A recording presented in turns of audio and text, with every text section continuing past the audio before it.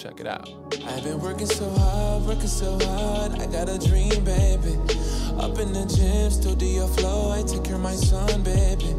I need my time, you need my time. All right, and we are back for our Redding's Finest section. And first and foremost, I just need to say I was like super nervous about this one. I'm super excited about this interview, but because I was like, oh, I got to make sure everything's stepped up for Kristin when she gets in here. Da da da da da. Like, weren't you late? Huh? You were late. Whoa. Okay, I was downstairs. Late. No, we're not doing this right now. I was downstairs waiting for Jay. Jay did not respond to the group chat. I just want her to know he has the nerve to go downstairs and stop and get his regular, usual pastry, water, and everything. He didn't even feel the need to rush. He just came. Right. He was just like, I'll be there. Because when I come late, he was late. He was like, I'm late. I'm just gonna, might as well. Redding's Finest is not about us. It is about our guests. Point blank. I'll tweet about it later. Then Diva. I'm just saying, Beyonce would never. Thank you. That's a compliment. Appreciate it. You compare me to the queen. We're good. Except you were late. So you're more like Jay. What?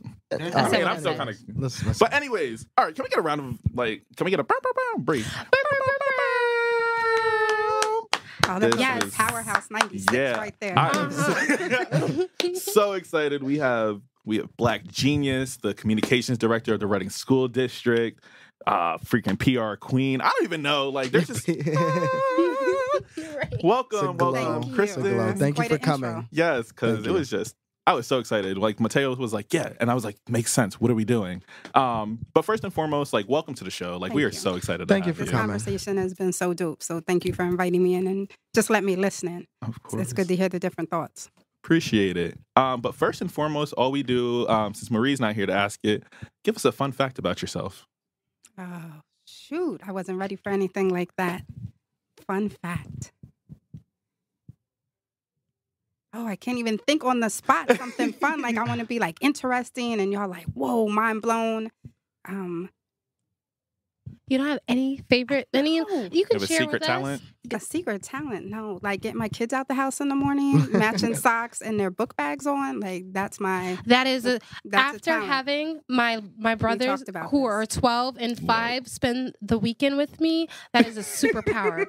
I was almost late.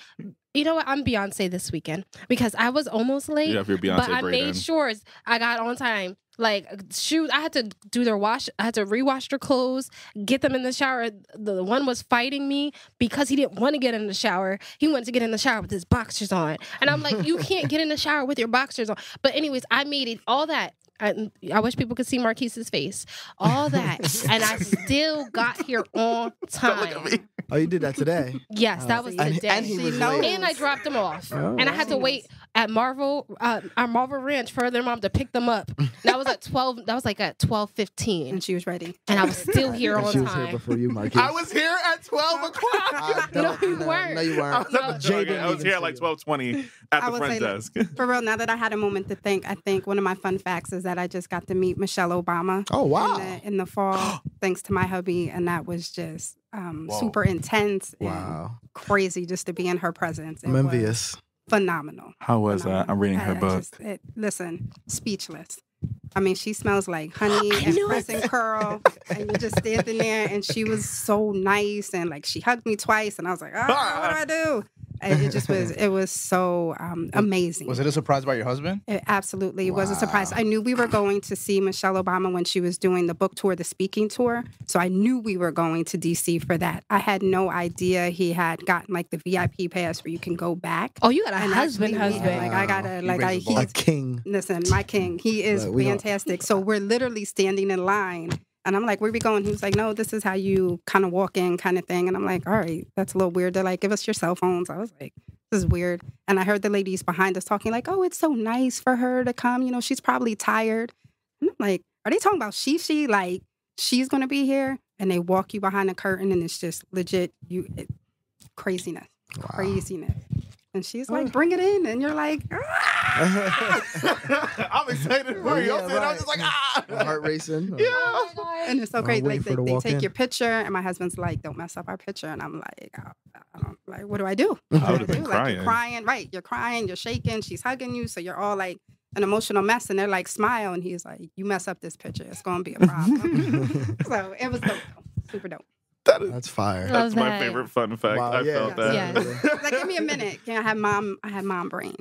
Give me a minute to bring it back. Oh my, that is super dope. I'm just starting her book for Soil's having their Reading for the soul. the reading for the soul, and I just started her book. I'm literally on the first page. What is your favorite part, or the message that really stuck with you? I think the thing that stuck with me is like she is black, like blackity black. She did not hold back. She was not trying to impress anybody or sugarcoat who she was to kind of fit in. She was like, I was black. We grew up listening, to this kind of music. My aunt lived upstairs. Like she was full blackness. And I think I appreciated that because she didn't hide or diminish herself to try to fit into this box that everybody else wanted her to fit in. Wow. So Dope. she was like, listen, this is who I am, period. That's fire. Wow. Yeah.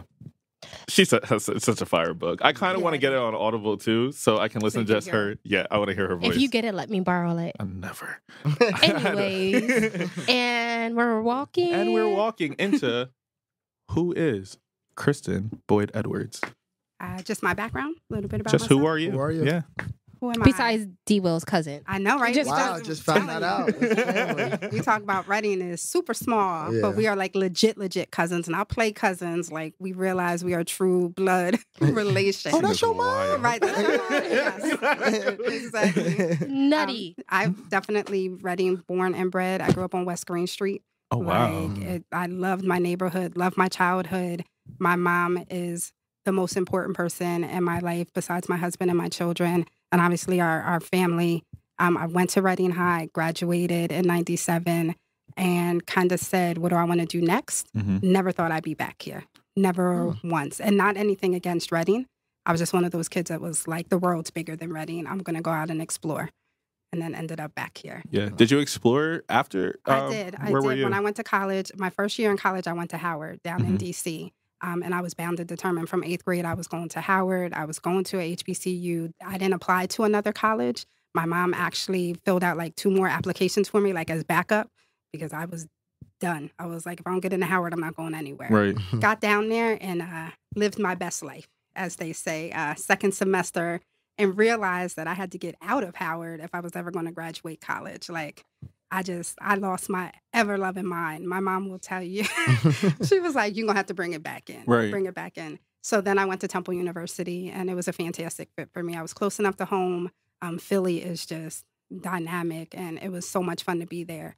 But no, I did my internships in New York. I did my internships at Essence, which was a phenomenal experience, how was that? too. Talk about that. I mean, I was just being in the city for a summer is so, like, it's breathtaking. Like, there's so much to do and so much action, and you're just meeting all these different people.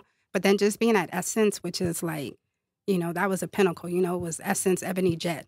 So to be there and be around these people that you read their magazine your whole life.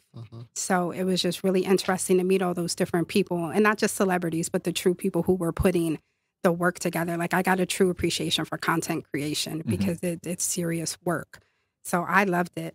But then when I came home, I went into newspaper journalism. So I lived in Lebanon for a little bit. Then I lived in Jersey for about 10 years. Then my husband and I connected on Facebook, and he said, would you move home? I said, no. And about a year later, he got me to move back. Wow. Shout outs to him. He was here. He went to the same school Marquise did. Yeah. He was a Susquehanna grad. So he had come back closer to home after college. And then here we are, 3 babies later, and a mortgage. And a mortgage. Well, I think it's actually interesting right now, especially with what the Reading Eagles going through and filing for bankruptcy and stuff like that. What drew you into journalism first and foremost? And then also, let's start with that.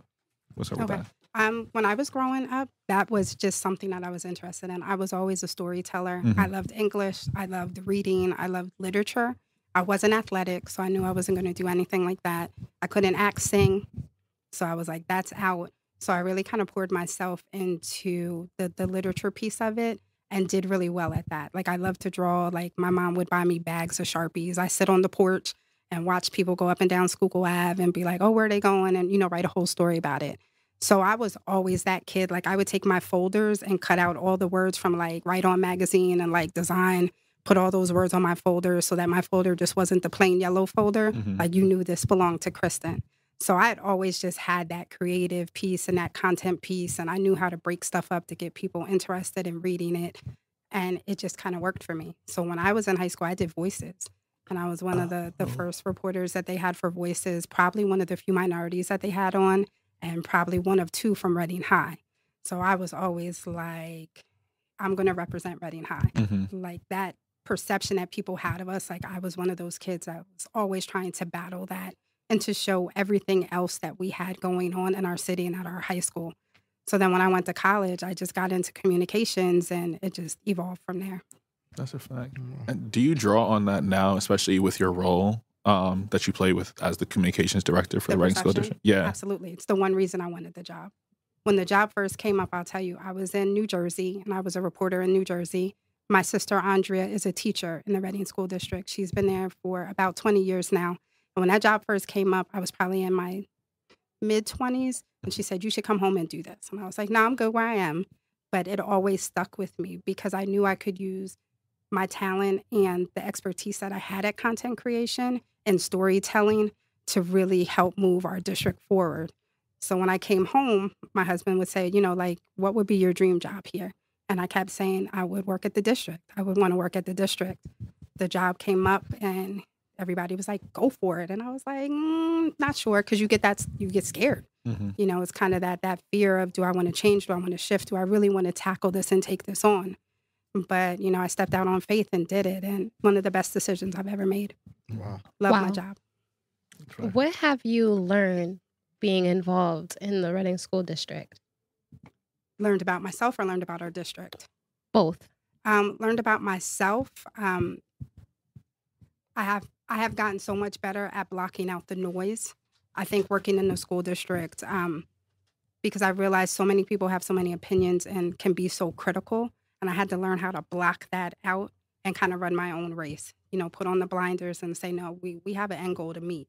So I can't listen to you over here telling us that something's impossible when we know it is possible. So I learned how to avoid those distractions and just kind of block that out.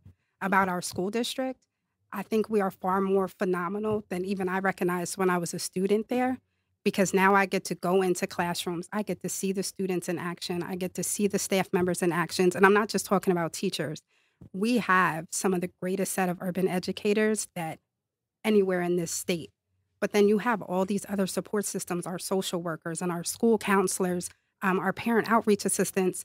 All these people are here because they want to see our kids be successful. So having that village has impressed me to no end, because we'll have a POA stay late solely so they can make sure they talk to a student and parent so they have the information they need. And to see that sort of dedication, we don't see that everywhere else. I agree. Wow. I'm turning this over to you, Marquise. I'm screaming. What have you learned about yourself? Myself, like I said, just breaking out that noise. Yeah. I'll tell you, when we first started RSD Proud, if I would have listened to what people were telling us, we wouldn't be at the point we are right now today, because people laughed at us. It was like, oh my God, how can you be proud? Do you know where you live? Do you know where you are? Wow. And it was totally shutting that out and saying, no, we can be proud. Never said proud meant perfect. Just said that we can be proud of where we're from, because that conversation that everything in this city is inherently bad and everything everywhere else is inherently good was the thing that drove me to develop RSD Proud, because you're not going to keep telling us that we're not special here, that we're not talented here because we live in the city or because we go to the Reading School District. And that's what people tend to do. And I was like, no, you can't keep saying that because one student did something that may not have been on the right track, that gets to represent us all. And you'll see on the flip side, in a different district, that one student who might do something wrong, it's just them. It was an anomaly. They were in a bubble. No. It was just Johnny. That's not representative of our entire district, of our entire student population. But if it was a Reading student who did it, it's like, oh, those Reading kids. That's not fair. We have 18,000 kids. You guys are graduates. You know that this whole city and this district is supporting you and behind you. I think that, that's honestly, even just hearing that story in itself, I remember seeing this hashtag when I was in college still and seeing this RSD Proud. I'm like, yo, where did this? Yeah, I didn't know. Yeah. And Yeah, yeah. And so it's just like seeing that. And I was like, for me, like I also study communication. So when I saw PR, I was like, oh, this is smart. Like it's very like there's strategy to it, but it's rooted in who we are. Yeah. At the end of the day, people can say what they want about Red Knights, but we do have a certain level of pride in being a Red Knight. And I know that because my entire family, my mom, my dad, excuse me, my uncles, my husband, my siblings, my niece, we're all Red Knights. There's a pride that comes with that. So I was like, how do I tap into that and start saying it's okay to feel proud? Yeah. You know, we may not have achieved our long end goal, but there's all these many successes that happen along the way that it's okay to celebrate and say, you know, it's like losing weight. Like you don't wait till you lost all 50 pounds to celebrate. Right. You celebrate the small successes along the way. Right. That's what I'm trying to do. Yeah. Because I just thought it was like super powerful, at least in terms of when I went to go into Susquehanna, they were like, oh, where are you from, Marquise? I said, oh, I graduated from Reading High. Like, Reading? I said I graduated from Reading High. And they're just like, I don't know how you made it out. So like when you both said that, I was like, oh my gosh, it's a regular thing. Right. Yeah. But it was like this similar very inception of why we wanted to create this podcast as well. It was just like, yeah, how do we take back a narrative and reclaim it in a way that brings in perspective and brings in a dialogue to hear how we're actually feeling and stuff like that. So I thought that I was just like, just seeing it on from your end too, it made me even want to be a lot more intentional with how we have these conversations as well. So one, thank you for that inspiration, but it is just wild. I don't get many shout outs, so thank you so much. Well, that's I'm like in the back. I'm a background player, and I enjoy being in the background. But sometimes people don't always recognize what you do or what you bring to the table. That's why I had to do that on Twitter the 1 week. I was like, we're gonna put respect on Kristin. I was so excited. I was so mad. Knows me. Yeah. Because I am. I'm the background. But like I said, I enjoy that space. Right. That's why I'm not trying to be in the center. I do like pushing people out. But like I said, sometimes people forget that it takes a strategy to build a hashtag. And especially when we started it in Reading, people weren't using hashtags in that way, let alone school districts or businesses. So when we first started pushing it out, people were like, well, what is this? And I'm like, no, it's a strategy. We're building a community over here. So the first time I saw a student use it, cried. Right. Do you know what I mean? That girl last week with the poem from the Yes program, Mateo taped.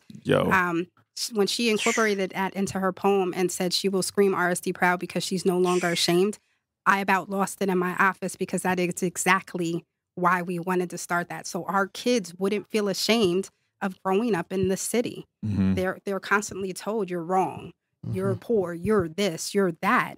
And it's like, no, we're dope too. We just have a different set of challenges. Right. And I get tired, like I said, of that conversation that everything here is inherently bad. Right. And we're not. We're not. Right. Because even moving forward, what I want to move into, because we started with RSD Proud, but I want to move into what was the inception of Just a Kid from Reading. That actually wasn't mine. I give all credit to Eric Rodriguez, who owns Mike and Joe's. He's also a Reading High grad. Yeah, that's the one on Schuylkill Ave? That's the one on Schuylkill Ave. Oh, wow. Eric and Joel Ramos, who owns the barbershop with him, they started the T-shirts. And they just started selling them because they were proud to be from Reading too. And, you know, their shop is in Reading, and they cut hair for, all Years. these little kids. Since I was a kid. So Eric started selling these T-shirts. And what happened was Lonnie Walker picked it up one day, and he started using that.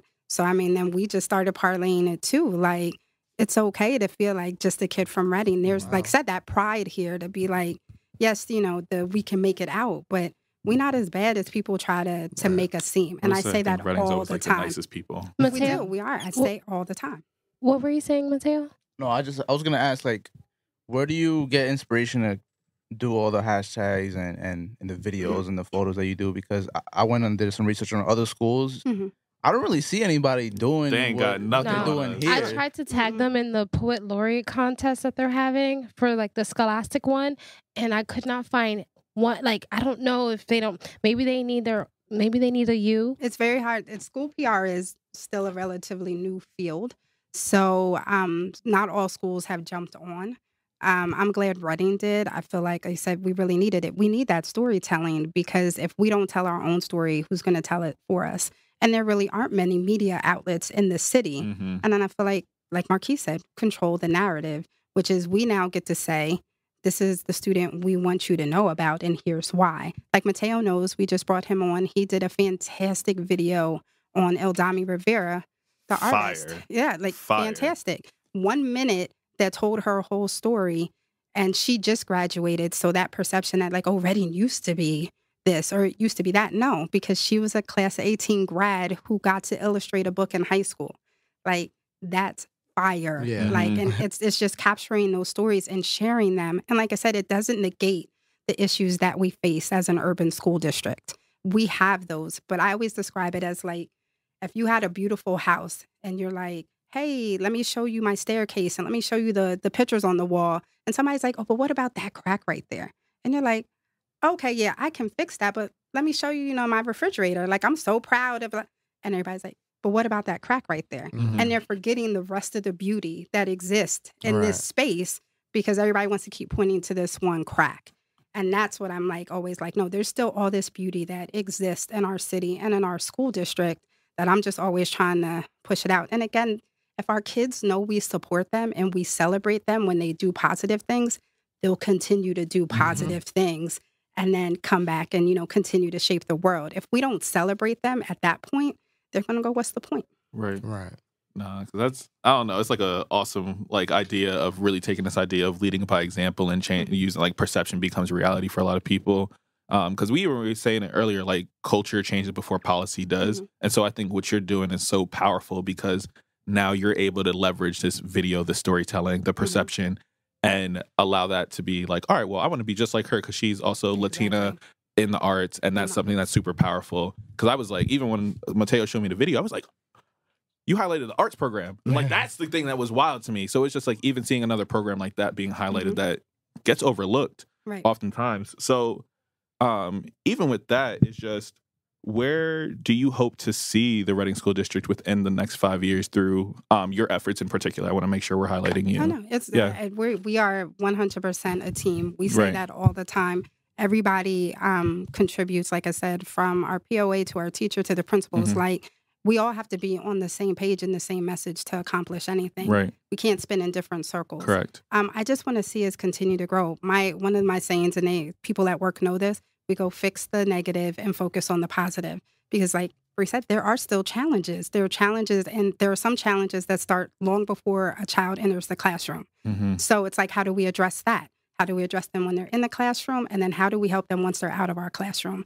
So like for us, we just hired a college outreach coordinator to make sure that our kids, once they enter college, that they are retained and graduating. So they know they have a point person to come back to when they have a question about books or a financial question or the culture shock question. We realized that was a need. No other school district here is going to have something like that because those families tend to already have someone who went through college, who know the experience. Most of our kids didn't. They would come back to the high school.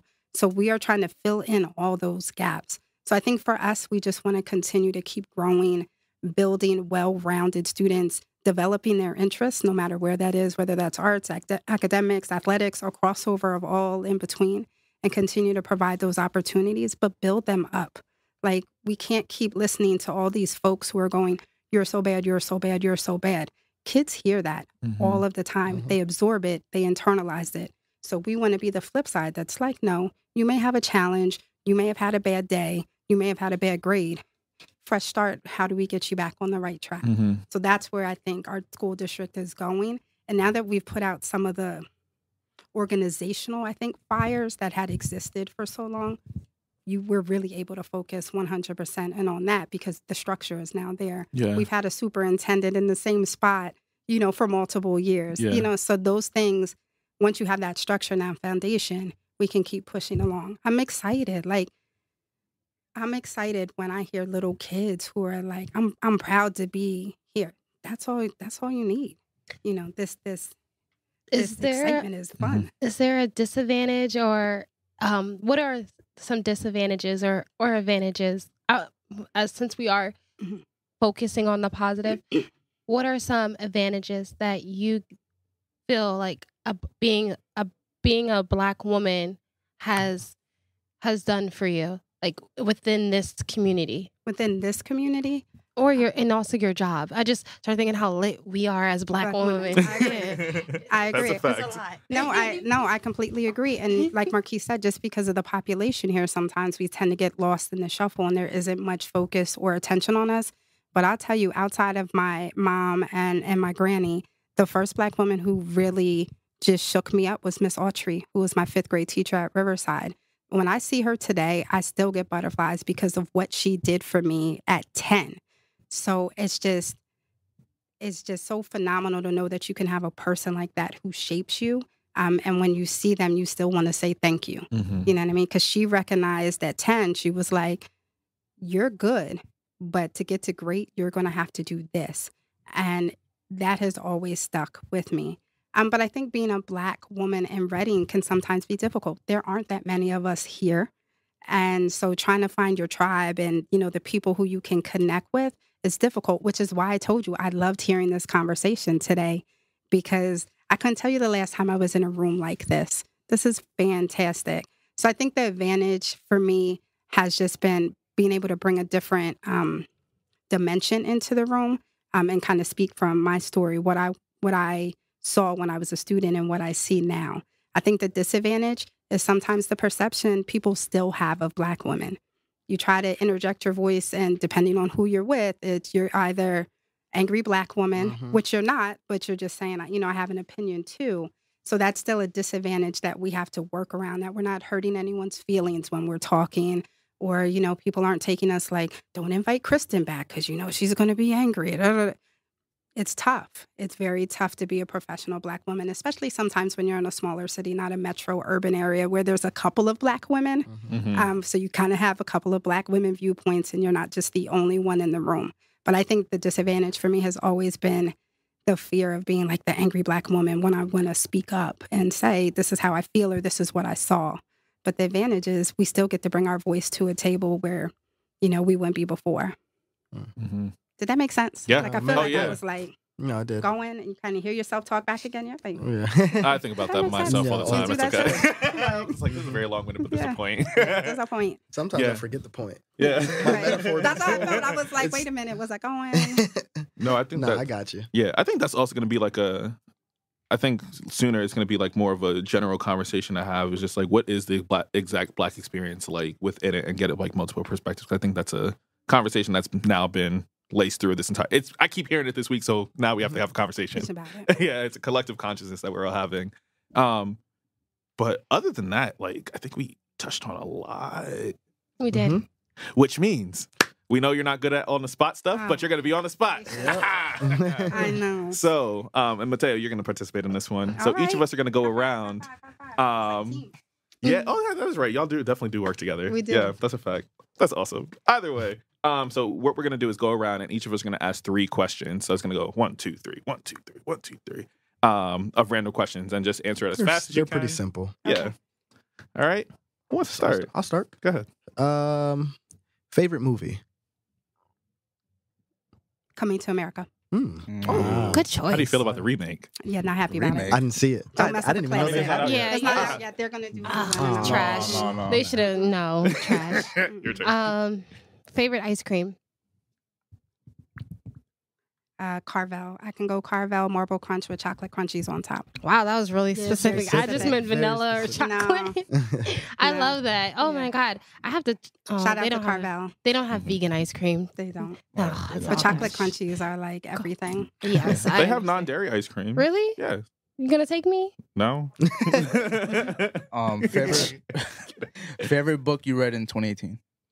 Becoming Michelle Obama.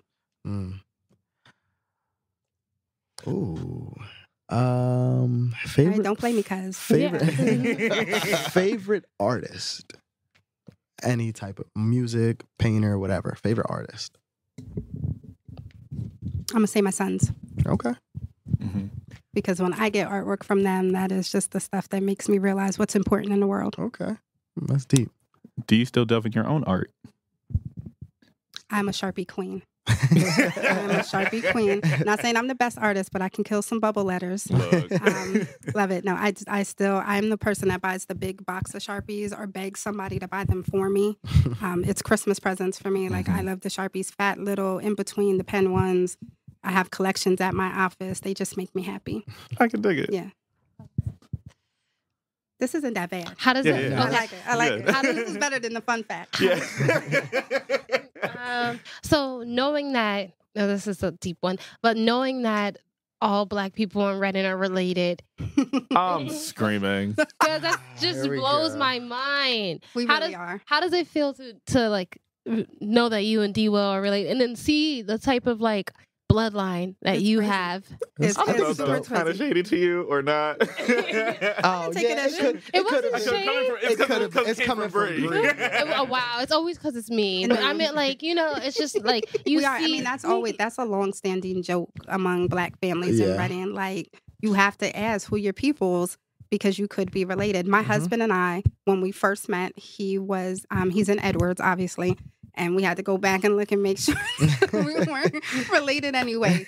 So it was very funny when he started talking about Garnett, and I'm like, but wait, I'm a Garnett. Like, wait, Lynn, let's put this all together. And like, true, like my grandmom and his grandfather were siblings, so we are like true bloodline, and it's funny the way Reading works. It's wild. It's I'm wild, yeah. so amazed. I'm sorry, that just Yeah. threw me, and I'm really trying to sit here and figure out how I'm related to you too. I know 'cause we're gonna figure it out. I know I don't Or we'll want just I be don't- play cousins then, even if we can't be real cousins. Thank you. 'Cause I got a D-Will's bunch of not those that. too. No, I was gonna say I was Oh. about to play you D-Well for real. I I was knew it gonna was say coming. She was D-Will's not setting that you up. special. Right. Yeah. But you know what? It's all good.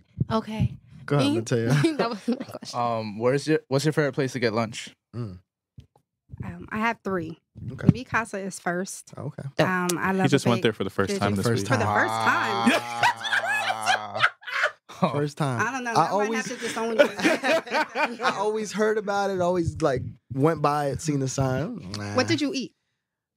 Stewed chicken. Okay, see, I get baked chicken. I love baked chicken and yellow rice. Mhm. I love Sweet Street just because, I'm sorry, their desserts are just so, if I have like a payday, that's where I am because it's just good. And then honestly, third, and don't laugh at me, y'all, I'd love to go to St. Joe's cafeteria with my mom. St. Yo, Joe's their caf- hospital cafeteria is so good. I've Low never- key hospital No, it is. food Never is thought like about it. Yeah, they Yeah. have, my mom works at St. Joe's. She has for a very long time. So anytime I'm like, hey, mom, I'm close. You want to go to lunch?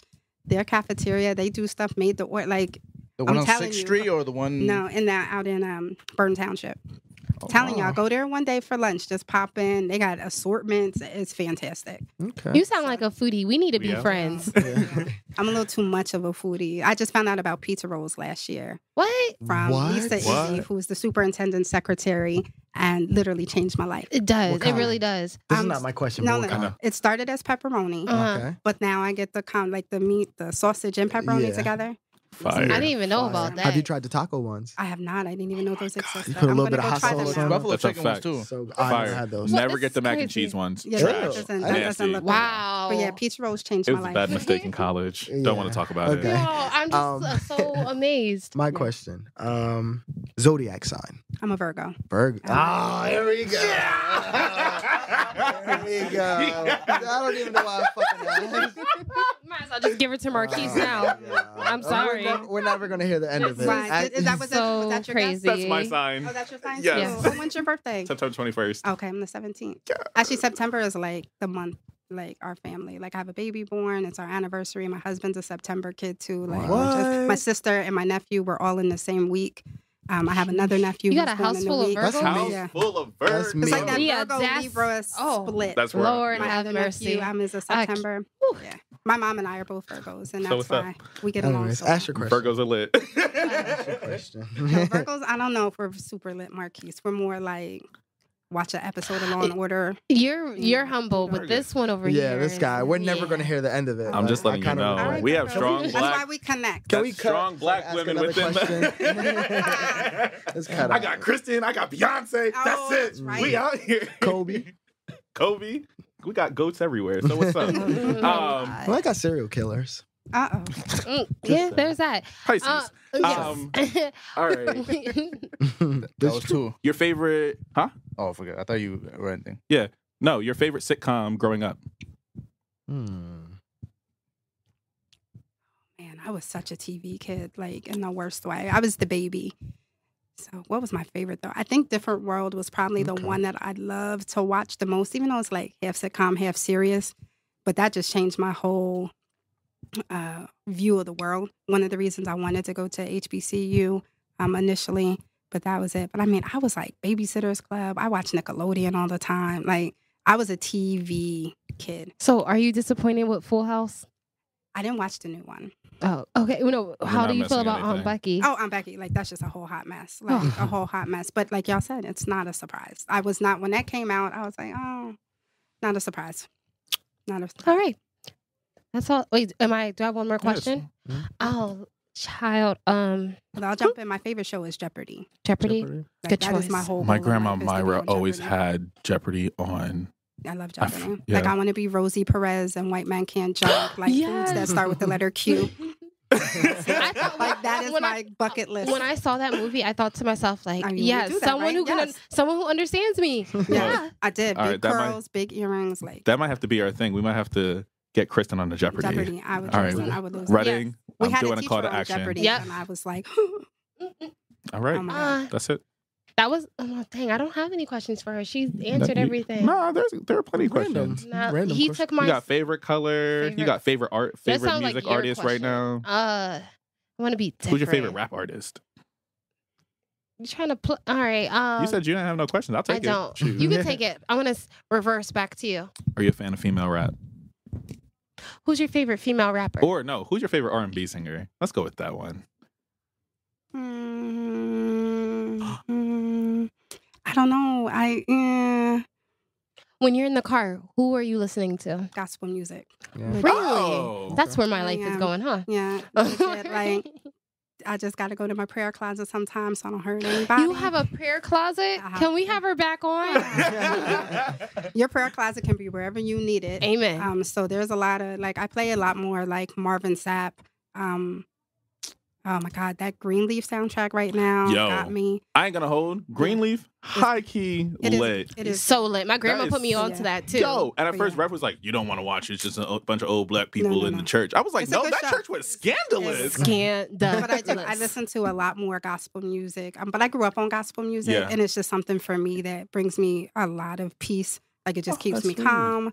So I love a good church. It reminds me of my mom too. Yeah, Like when I need to kind of get myself together, whether it's something, when my kids were driving me a little loopy that morning, or I just got to be ready to walk into work because, work is work. I just got to be like, Jesus, take the wheel. yeah. So I don't know if I have a favorite R&B artist so much. Well, Fantasia. I will listen to some Fantasia. Okay. I love Fantasia.